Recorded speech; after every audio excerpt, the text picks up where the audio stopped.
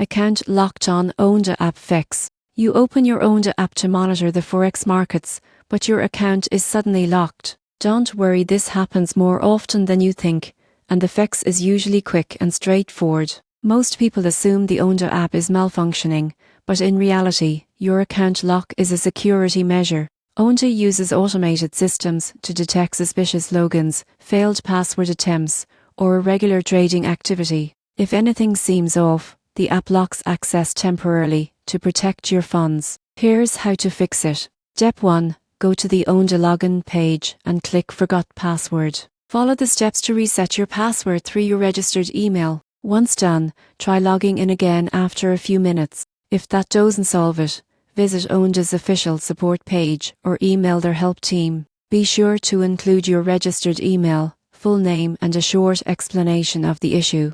They may ask for additional verification, such as your account number or ID photo, to confirm ownership.